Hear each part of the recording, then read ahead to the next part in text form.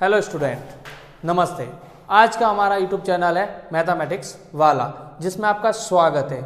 आज तक हमने पार्ट फर्स्ट में पढ़ा था ट्रिग्नोमेट्री, इंट्रोडक्शन ऑफ ट्रिग्नोमेट्री के बारे में, जिसमें हमने पूरा बेसिक डिटेल समझाई हुई है। अगर आपने नहीं देखी है, इस वीडियो को देखने से पहले वो आप देख ले, जिससे आपको पूरा ट्रिग्नोमेट्री चैप्टर समझ में आ जाएगा। और उस वीडियो की लिंक आपके डिस्क्रिप्शन में आ जाएगी, जिससे आप उसको जल्दी से जल्दी देख सकते हैं। चलो हम आगे इस वीडियो को स्टार्ट करते हैं बिना लेट किए। ओके, चैप्टर का नाम है इंट्रोडक्शन टू ट्रिग्नोमेट्री। जैसे एक्सरसाइज 8.1 का, चलो question first, if sine A equal 3/4 calculate cos A and tan A. तो सबसे पहले आपको क्या करना पड़ेगा, क्वेश्चन करने के लिए राइट एंगल ट्राइंगल बनाना पड़ेगा। कौन सा? राइट एंगल ट्राइंगल, जिसके नेम देने हैं ए बी सी। अब इसके बाद आपको पता है इसको फिल करने के लिए कि ये होता है हाइपोटेंस, ये होता है परपेंडिकुलर और ये होता है आपके लिए बेस। तो एक फॉर्मूला लगता है, पाकिस्तान भूखा प्यासा, हिंदुस्तान हरा भरा। अब सबसे पहले जो ये होता है, मैंने आपको फर्स्ट वीडियो में आपको समझाया हुआ है बेसिक वाले चैप्टर के रूप में, कि जैसे P/H होता है साइन होता है, B/H कॉस होता है और P/B tan होता है। जस्ट इसका ही अपोजिट कॉट सेक कोसेक भी रहता है। अब आपको क्वेश्चन जैसे दे रखा है साइन A = 3/4 दे रखा है, तो 3/4 के अंदर साइन है तो क्या हो जाएगा? P/H हो जाएगा। कौन सा हो जाएगा? P/H, यानी कि P की वैल्यू अपने पास है 3 और H की वैल्यू है 4। तो अपन को फाइंड करनी है B, यानी कि बेस फाइंड करना है, सबसे ज्यादा बेस। तो इसके लिए अपन को एक ट्रिक लगती है पाइथागोरस थ्योरम। कौन सी लगती है? Pythagoras theorem. अब पाइथागोरस थ्योरम लगती है तो पाइथागोरस थ्योरम के अंदर होता क्या है, अगर बेस फाइंड करना होता है तो बेस लिख देते हैं। जैसे बेस कौन कौन सा है? A B. कौन सी साइड है? A B. अब बेस के लिए हाइपोटेंस के अंदर से परपेंडिकुलर को माइनस करना होता है, तो इक्वल में लिख देंगे AC का स्क्वायर माइनस BC का स्क्वायर।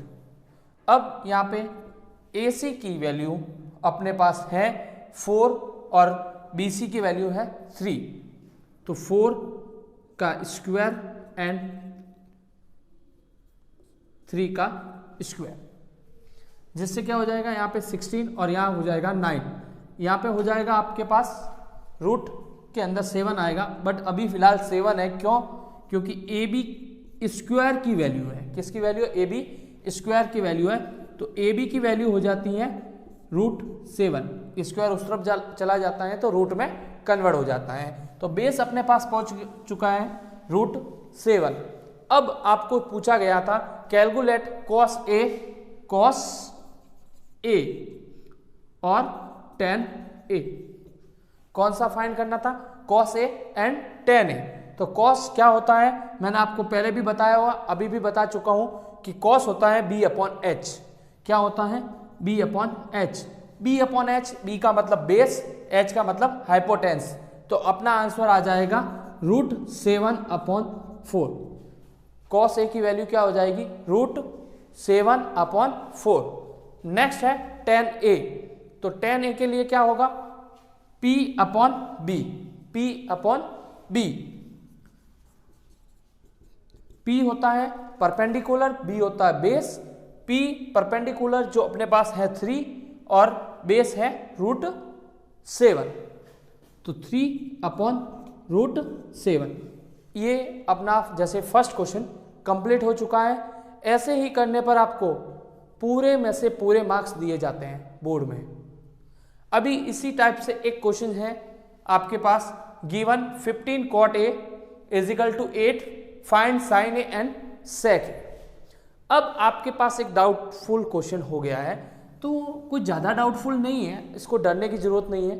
आपको सीधी सी बात है कि आप इसको चेंज करो पहले। तो चेंज कैसे करेंगे? cot A = 8/15, क्योंकि 15 cot A से क्या कर रहा था? मल्टीप्लाई, वहां जाके डिवाइड हो गया। ओके, अब वापस आपको क्या करना है? ट्राइंगल बनाना है। कौन सा? Right angle triangle. Right angle triangle बना देना है, जिसके अंदर वापस से नेम लिखने हैं आपको ABC। अब जैसे ये अपने लिखा तो अपने पास एक फॉर्मूला था, पाकिस्तान भूखा प्यासा हिंदुस्तान हरा भरा, जिसके अंदर कॉट फाइंड करना था। तो अपने पास tan का होता है P/B, तो कॉट का जस्ट इसका विपरीत अपोजिट हो जाएगा B/P। क्या हो जाएगा B/P। B का मतलब है बेस और P का मतलब परपेंडिकुलर, तो परपेंडिकुलर अपने पास कितना है 15 और बेस है वो 8 है। ओके, और ये अपने पास हाइपोटेंस नहीं है, तो हाइपोटेंस फाइंड करना है। तो हाइपोटेंस वही पाइथागोरस थ्योरम, कौन सा लगेगा पाइथागोरस थ्योरम। पाइथागोरस थ्योरम के लिए अब आपको फाइंड करना है हाइपोटेंस, तो AC का square is equal to AB का स्क्वायर प्लस BC का स्क्वायर। अब इन चीज का स्क्वायर करना है, यानी कि बेस जो 8 है उसका स्क्वायर और परपेंडिकुलर 15 का स्क्वायर। तो यहाँ पे 8 का स्क्वायर प्लस 15 का स्क्वायर। 8 का स्क्वायर क्या होता है 64 और 15 का 225, और इनको जब ऐड कर लेते हैं तो अपना हो जाएगा 289। और ये वैल्यू किसकी है AC स्क्वायर की है, किसकी है AC स्क्वायर की है। तो आपको AC फाइंड करना है, तो जब रूट बन जाएगा कब, जब स्क्वायर यहां से उस तरफ जाएगा। ओके, तो 289 AC की वैल्यू हो जाएगी 17। कितना हो जाएगी 17, यानी कि आपके पास हाइपोटेंस पहुंच चुका है 17। अब आपको यहां फाइंड करना है साइन ए। क्या फाइंड करना है साइन ए। तो साइन ए होता क्या है, जैसे अभी भी अपन पहले भी क्वेश्चन कर चुके हैं और समझा चुका हूं और वापस से समझा रहा हूं मैं आपको कि साइन ए होता है इस फॉर्मूले से P/H, परपेंडिकुलर अपॉन हाइपोटेंस। तो परपेंडिकुलर इस अभी डायग्राम में अपन ने जो वैल्यू रखी है वहां से अपन पता करते हैं परपेंडिकुलर क्या है, तो कौन सा है 15 है और हाइपोटेंस 17 है, तो अपना आंसर हो जाएगा 15/17। नेक्स्ट एक फाइंड करना था सेक ए।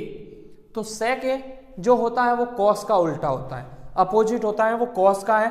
तो कॉस की वैल्यू होती है B/H। क्या होती है B/H, कॉस की वैल्यू होती है। तो सेक की वैल्यू के लिए क्या करते हैं अपोजिट H/B। कौन सा कर लेते हैं H/B। H जो हाइपोटेंस है वो अपने पास 17 है और B जो बेस है वो है 8, तो क्या हो जाएगा अपना आंसर 17/8। अब आप सबको समझ में आ चुका होगा क्वेश्चन कैसे करने सॉल्व, जो एक्सरसाइज 8.1 के हैं चैप्टर 8 इंट्रोडक्शन टू ट्रिग्नोमेट्री। अब आप इसको अच्छे से सॉल्व करिए और आगे नोट कर ले, जिससे क्या होगा कि आपके बहुत सारे अच्छे से नंबर आ सके बोर्ड एग्जाम में। अभी इसी के साथ अपन 8.2 जो एक्सरसाइज है उसको स्टार्ट करेंगे। जैसा कि मैंने अभी आपको बताया था 8.2 स्टार्ट करेंगे। उसमें कुछ क्वेश्चन थे, जैसे थीटा की जो वैल्यू होती है उसके ऊपर आधारित, जैसे sine theta, cos theta, tan theta, cot theta और कॉसेक थीटा। इनके जो थीटा होते हैं, थीटा जो 0 डिग्री से स्टार्ट होके 90 डिग्री तक रहते हैं। अभी फिलहाल 10th क्लास में आपके 90 डिग्री तक ही थीटा हैं। इसके आगे वाली क्लासों में जैसे 360 डिग्री तक थीटा होते हैं, उनकी वैल्यू होती है। फिलहाल अभी आपको मैंने जैसे बेसिक क्लास में सिखाया था एक टेबल, जिसमें सब थीटाओं की टेबल बनी हुई थी, जिसमें आपको वैल्यू यहाँ पे उनको देखते हुए पुट करनी है और उस क्वेश्चन को सॉल्व करना है। ओके, तो चलिए आइए शुरू करते हैं फर्स्ट का। जो फर्स्ट क्वेश्चन है उसको सॉल्व करना। सबसे पहले आपने देखा साइन 60 डिग्री। साइन 60 डिग्री जो होता है वो है अपने पास √3/2 इंटू, यहाँ पे डॉट का मतलब दोनों के बीच में इंटू है, मल्टीप्लाई। अब यहाँ पे cos 30 डिग्री, तो cos 30 भी वही होता है जो साइन 60 होता है, प्लस साइन 30। साइन 30 इसका मतलब आपके पास है 1/2 और cos 60 जस्ट साइन 30 का अपोजिट है, इसका मतलब 1/2। यहाँ पे आपने जैसे √3 का √3 से मल्टीप्लाई कर दिया 3 और 2 × 2 कर दिया 4 प्लस 1 × 1 1 और 2 × 2 4। एलसीएम ले लोगे आप 4, क्योंकि डिनोमिनेटर जब भी सेम होता है तो डायरेक्ट एलसीएम 4 हो जाता है, और ऊपर जब भी नंबर है न्यूमिनेटर उनको क्या कर दिया जाता है, ऐड कर दिया जाता है, तो 4/4 और उसको कट के आपका आंसर क्या हो जाएगा 1। ये 100% एकदम सही है। आप इसको इस मेथड से करोगे आपको पूरे नंबर मिलेंगे।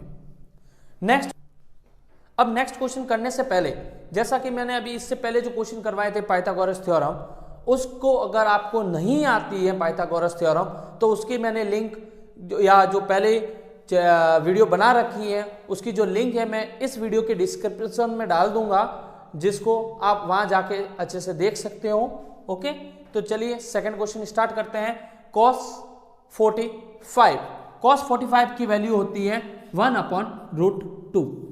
अब यहाँ पे sec 30 यानी कि cos 30 की क्या होती है वैल्यू, जो आपको पता है, यानी कि 2/√3, जो कि sec 30 है, और cos 30 की होती है √3/2 प्लस cosec 30 यानी कि sin 30 का जस्ट अपोजिट, sin 30 होता है 1/2, तो cosec 30 क्या हो गया 2/1। ओके, जब डिनोमिनेटर पूरा इतना बड़ा है कि उसमें भी दो नोमिनेटर और डिनोमिनेटर हो तब उनका सॉल्यूशन पहले कर दिया जाए, फिर ऊपर वाले के साथ सॉल्यूशन हो जाता है। तो 1/2 जस्ट ऊपर ऐसे का ऐसे, इनका एलसीएम ले लेंगे तो √3। अब इनमें √3 से √3 डिवाइड होने पर 1, जो 1 2 से मल्टीप्लाई करेगा, इसका मतलब आपका आंसर 2 प्लस का प्लस। अब √3 के अंदर 1 से डिवाइड √3 ही होता है, तो √3 जब 2 से मल्टीप्लाई करेगा तो आपको यहां लिखना पड़ेगा 2√3। ओके, नेक्स्ट स्टेप जैसे इसकी रहेगी वो है आपके पास 1/√2 इंटू इसका अपोजिट हो जाता है रेसिप्रोकल करके, तो √3/2 प्लस 2√3। इसका आंसर करते हैं तो √3/2√2 और यहां से इससे मल्टीप्लाई हो जाएगा 2√6 और यही क्या है आपका आंसर। अगर इसका सॉल्यूशन और आपको चाहिए तो आप इसका रेशनलाइजेशन भी कर सकते हो और उससे आपका आंसर डिफरेंस आ भी सकता है, तो आप इसको सॉल्व करने की कोशिश कर भी सकते हैं।